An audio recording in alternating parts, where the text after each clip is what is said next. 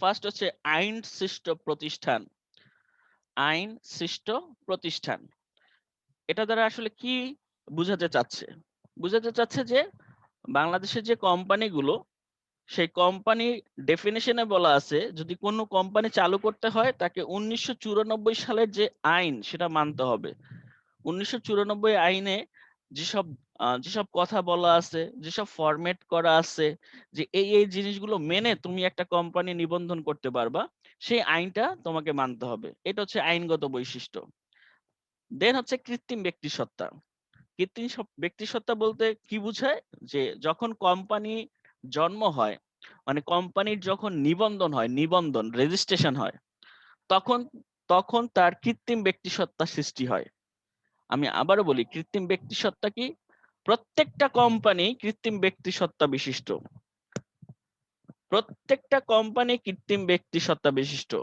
কিন্তু মনে রেখো, এক মালিকানা ব্যবসায় কৃত্রিম ব্যক্তিসত্তা বিশিষ্ট না।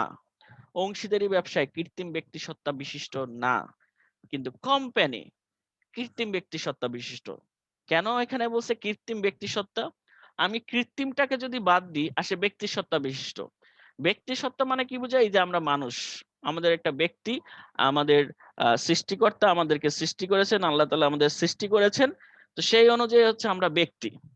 এখন কোম্পানি বলতেছে as like human being, company হিউম্যানের মতনই সবকিছু কার্যক্রম পরিচালনা করতে পারে নিজের নামে। আমরা মানুষ যেমন নিজের নামে কার্যক্রম পরিচালনা করতে পারি, কোম্পানিও তার নিজের নামে তার সমস্ত কাজ পরিচালনা করতে পারে।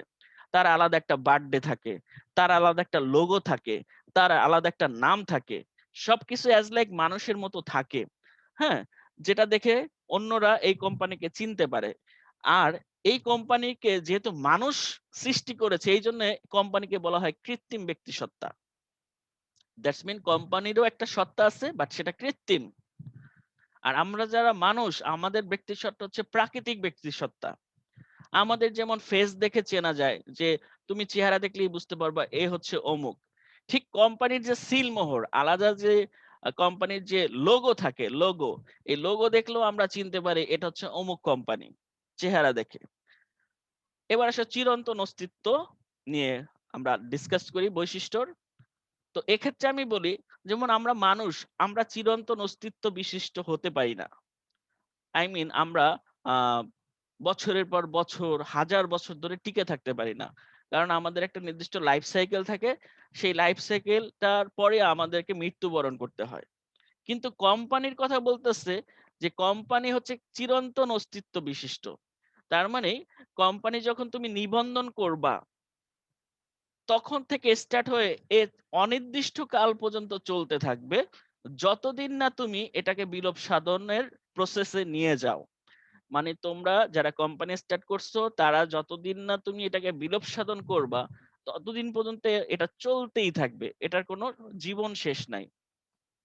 এই জন্য মাঝে মধ্যে এরকম একটা কোশ্চেন আসে যে কোম্পানির আসে যে ব্যবসার সকল মালিক যদি মারাও যায়, কোনো ব্যবসার সকল মালিক যদি মরে ভূত হয়ে যায়, তারপর ওই ব্যবসাটা টিকে থাকে, সেটা কোন ধরনের ব্যবসা? তখন অ্যান্সার হয় কোম্পানি ব্যবসা।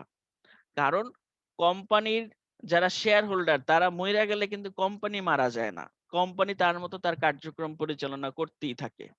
এই জন্য কোম্পানির চিরন্তন অস্তিত্ব যেটা, এটা হচ্ছে কোম্পানির স্পেশাল একটা ক্যারেক্টারিস্টিক্স, আইনগত। দেন হচ্ছে সীমিত দায়। তো সীমিত দায় কি? যে কোম্পানির যারা শেয়ার হোল্ডার, কোম্পানির যারা শেয়ার কিনবে, কারণ কোম্পানির শেয়ার না কিনে কখনো কোম্পানির মালিকানা অর্জন করা যায় না। তো যারাই, যে সকল ব্যক্তি বা যদি কোনো অন্য কোনো প্রতিষ্ঠান, আই মিন কোম্পানির শেয়ার যে শুধু মানুষই কিনে তা না, কোম্পানির শেয়ার বিভিন্ন প্রতিষ্ঠানও কিনতে পারে। তো কোনো ব্যক্তি বা কোনো প্রতিষ্ঠান যদি কোম্পানির শেয়ার কিনে, সে যত টাকার শেয়ার কিনবে তত টাকা সে দায়বদ্ধ থাকবে। যত টাকা সে শেয়ার কিনবে, সে ঠিক তত টাকা দায়বদ্ধ থাকবে, এর বেশি তার দায় দায়িত্ব নাই। এই জন্য বলা হচ্ছে কোম্পানির সদস্যদের যে দায়, কোম্পানির সদস্যদের যে দায় বা কোম্পানির শেয়ার হোল্ডারদের যে দায়, সেটা হচ্ছে তাদের কৃত শেয়ার মূল্য দ্বারা সীমিত। সেটা হচ্ছে তাদের কৃত শেয়ার মূল্য দ্বারা সীমিত। নেক্সট পয়েন্ট হচ্ছে আমাদের সদস্য সংখ্যা। নেক্সট পয়েন্ট হচ্ছে আমাদের